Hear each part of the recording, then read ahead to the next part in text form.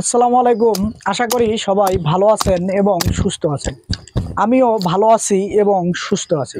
তাই তো ছুটে আসলাম আমি নরসিংদী জেলার বারিসা গ্রামে। আমার কৃষক ভাই কি করে সেই সম্পর্কে একটা ধারণা আমি আপনাদেরকে দেব।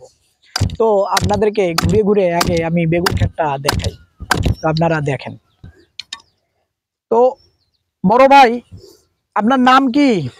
আসসালামু আলাইকুম। আমার নাম মোহাম্মদ মুক্তার মিয়া। মুক্তার মিয়া। জি। তো বড় ভাই, আপনার এই যে বেগুন খেতে আমি আসলাম, আপনি দেখতেছি যে খুঁটি দিচ্ছেন, এইটা দিচ্ছেন কেন ভাই? এটা দিচ্ছি ভাই, এই বাতাস আসে, অনেক সময় বৃষ্টি আসে, এই বাউন গাছ হতে এলে গাছ নষ্ট হয়ে যায়। খুঁটিটা দিয়ে সত্যি প্লাস্টিক দিয়ে বাইন্দা দিব, বাইন্দা দিলে যতই বাতাস আক, যতই জ্বর তো বানাক, গাছের কোনো ক্ষতি হবে না। এই কারণে আপনি খুঁটিটা দিচ্ছেন। আচ্ছা ভাই, এই যে আপনার বেগুন গাছে কয়দিন বয়স এই গাছগুলার? এটার বয়স প্রায় 2 মাস আনুমানিক। এখন 2 মাস বয়স এই গাছগুলার। তো এখন অনেকে দেখতেছি বেগুন বাজারজাত করতেছে। আর আপনার বেগুনের গাছে এখনো ফুলে আসে নাই। আপনার এই বেগুন আসবে কবে ভাই, আর আপনি বাজারজাত করবেন কবে? আমাদের এবার এলাকার বেগুন লাগা আপাতত লুজার 1 সপ্তাহ আগে বেগুন বাজারজাত করবো আশা আছে, আর বাকি আল্লাহর ইচ্ছা। আপনার চিন্তা ভাবনা যে আপনি রমজান মাসে বেগুনটাকে বাজারজাত করবেন 1 সপ্তাহ আগে। দর্শক, যেমনটা আমার এই কৃষক ভাই বলছিলেন, এই বেগুনগুলা বাজারজাত করবেন তিনি রমজান মাসে। এই জন্য তিনি এত নমলা করে এই বেগুন ক্ষেতগুলা করছে।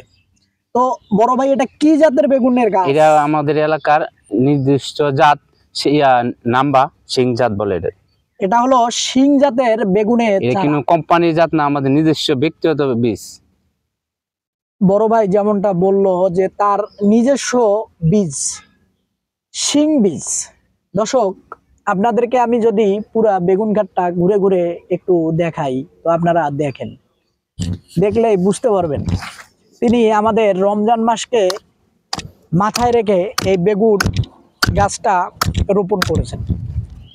আমাদেরকে রমজান মাসে বেগুনের চাহিদা হয়তো এই চাবাড়ি গ্রাম থেকেও অনেক বেগুন আমরা পাবো।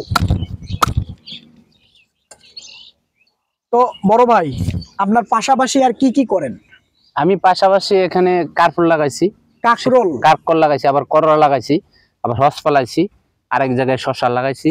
আচ্ছা আচ্ছা, আপনি তো মোটামুটি দেখা যায় একেবারে জাত কৃষক। হ্যাঁ কৃষক, হ্যাঁ মোটামুটি, বেশি বড় না, অল্প কদ্দুর জমি করি। মানে আপনার কি সবগুলো নিজের জমি? না না, এটি সব আমার বন্ধক লেখা।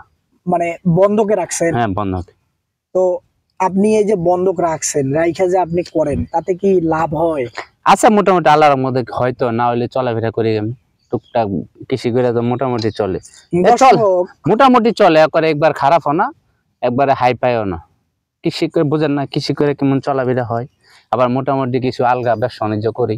আচ্ছা, আপনি এই যে এই গাছটা যে রোপণ করছেন, 2 মাস বয়স হয়েছে, এখন কি এই গাছটাতে কোনো সার বা কীটনাশক বা স্প্রে করছেন? হ্যাঁ করছি, প্রায় 4 বার স্প্রে করছি। 4 বার স্প্রে হয়ে গেছে? আবার ইউজ করেন? সার নাই, বীজ দেই, টাবগর বীজ দেই, আর লগে কিরার বীজ দেই। কিরা? হ্যাঁ, এই যে পোকা আছে না, এই পোকায় ধরে। আবার এই যে আরেক পোকা আছে, ইডা আছে না, এটা বাউন গাছ ক্ষতি করে, ওইটার একটা ওলা বিষ আছে, এটা দিছি। দিলে আর পোকা ধরবে না? না ধরবে, তাহলে গাছটা পরিপূর্ণ সুস্থ থাকবে। গাছ যখন সুস্থ না হবে, তাহলে ফলন আসবে না। দর্শক, যেমনটা ভাইয়ে বলছিলেন, আপনারা অবশ্যই আপনাদের ক্ষেতে এই জিনিসগুলা মাথায় রেখে আপনারা ক্ষেত করবেন। তো এই যে বেগুন ক্ষেত আপনি করছেন, এখানে কতটুক জমি ভাই? আমাদের এখানে বলে 7 ঘন্টা। 7 ঘন্টা। তো আপনি যদি বেগুন এইখান থেকে আপনি আশা করতেছেন রমজান মাসে বেচবেন, তো কেমন টাকায় আপনি বেগুন বেচতে পারেন এই জমি? এটা তো এখন বলাটা মুশকিল, কারণ বাজার কালেকশন গত বছর, তারপরও আপনার আনুমানিক বলি আমি, অ্যাডভান্স আপনার একটা কথা বলি, গত বছর বেগুন গেছে 400-500 টাকা মন। বাজার ভালো গেছে না। যদি এবার আশা করি একটু বাজার ভালো যায়, 1000 টাকা মনও পাই, তো এখান থেকে আল্লাহর রহমতে 40 থেকে 50 হাজার টাকা বিক্রি হবে। দর্শক, যেমনটা আমার কৃষক ভাই বলছিলেন, এখান থেকে 40 থেকে 50 হাজার টাকার বেগুন বেচার তার আশা আছে। আপনারা অবশ্যই দোয়া করবেন সে যেন অবশ্যই তার আশাটা পূরণ হয়। কারণ তার আশা যদি পূরণ না হয়, আপনি আমি কোনোভাবেই বেগুন পাবো না। কারণ সে যদি লাভবান না হয় তাহলে সে হয়তো মুখ ফিরিয়ে নেবে, কৃষিকাজ থেকে আগ্রহ হারিয়ে ফেলবে। ঠিক বলেছি? ঠিক বলেছে।